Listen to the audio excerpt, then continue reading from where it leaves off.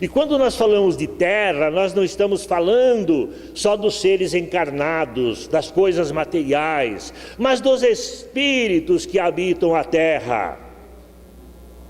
E que nós encarnados somos uma parcela pequenina. Somos como que degredados no mundo material para realizar um trabalho.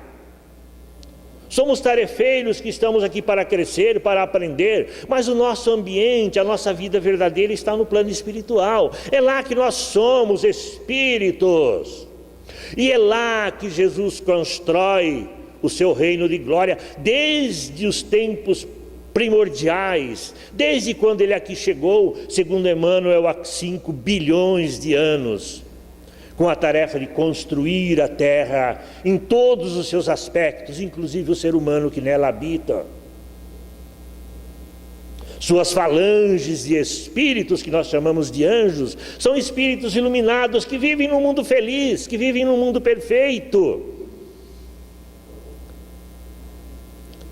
Todos aqueles que já alcançaram a sublimação, todos aqueles que já superaram as insignificâncias humanas, as imperfeições humanas, todos aqueles que já se encontram, que já são felizes intimamente, todos já fazem parte do reino de Jesus. Ele já existe, sim. E Jesus é o Rei. Também nós fazemos parte desse reino. Nós somos, sim,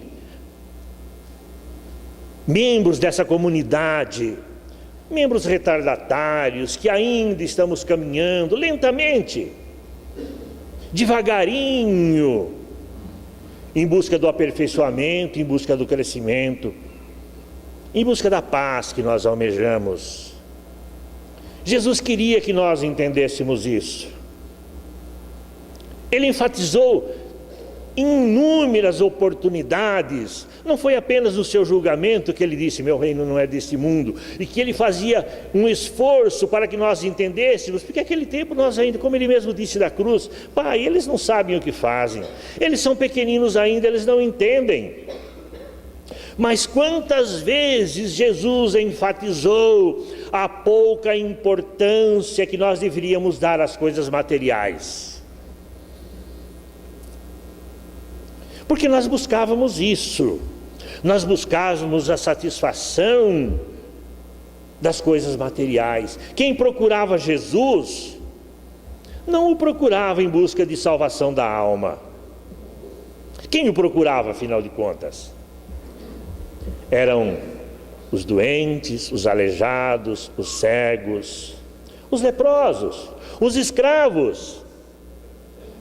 E uns poucos idealistas que foram chamados por ele especificamente.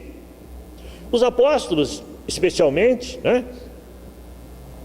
Que tinham lá os seus afazeres, eram todos trabalhadores, a maioria deles pescadores. E que Jesus foi lá buscar, ele chamou especificamente. E ele os impressionava porque chamava sem conhecer e chamava pelo nome. Pedro, siga-me. Tiago, venha comigo. E era difícil resistir. E certamente eram espíritos que já reencarnaram preparados para essa missão, porque Jesus não veio também de uma forma abrupta, inesperadamente. Para nós que aqui estávamos, pode ter parecido assim, mas na realidade ele veio depois de uma preparação intensa. Segundo alguns espíritos, Jesus se preparou por mais de 2000 anos e preparou a humanidade por todo esse tempo para que ele pudesse vir e cumprir a sua tarefa. Senão ele não conseguiria também, o terreno não estava preparado. E essa preparação incluiu, inclusive, espíritos que deveriam reencarnar para dar sustentação e também para dar continuidade depois que ele retornasse à espiritualidade. Não há acaso, mas a grande maioria das pessoas que procurava Jesus, procurava para satisfazer interesses materiais. Nenhum procurava para satisfazer questões espirituais. Teve até um que teve a ousadia de chegar a Jesus. Ele estava brigando por herança. Naquele tempo já tinha isso, hein, gente? Não mudou nada. O sujeito chegou lá e disse: mestre, peça a meu irmão que reparta a herança comigo. Se fosse eu, né, na minha perfeição, eu diria, posso usar um termo assim bem chulo, vai te catar. Você está pensando o que é que eu sou para resolver isso? Isso não é problema meu. Ele disse: não. Ele também não foi muito delicado não nesse aspecto. Ele disse: quem me colocou como juiz das vossas coisas materiais? Ou seja, procure os juízes, procure as autoridades da terra. Essa não é a minha tarefa. Mas esse realmente era o espírito das pessoas que procuravam Jesus. Isso vem desde os tempos de Moisés, essa crença.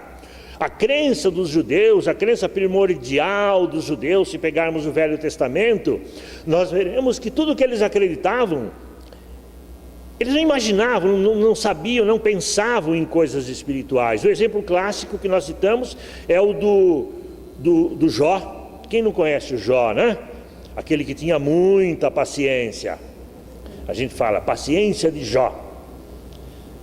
O Jó era um homem rico, poderoso.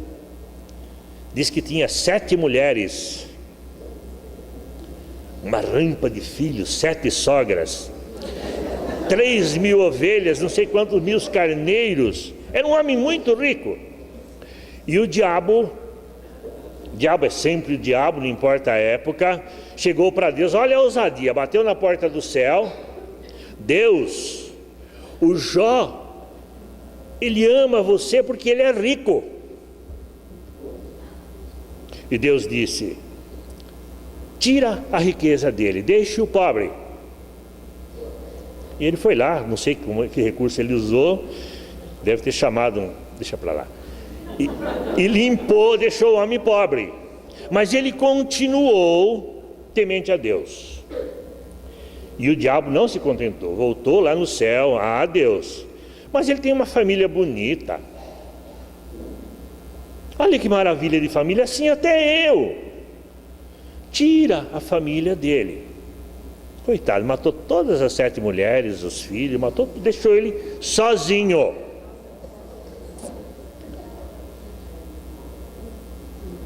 Mas Jó continuou temente a Deus. Porque ele era temente a Deus, ele não estava temente a Deus. E o diabo voltou: ah, Deus, mas ele tem uma saúde de ferro, ele pode ganhar isso de novo. Ele é bonito, jovem.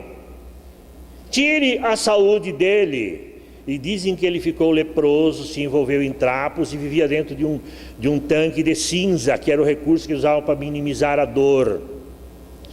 E ainda assim, ele continuou temente a Deus. Ah, se fosse nós, né?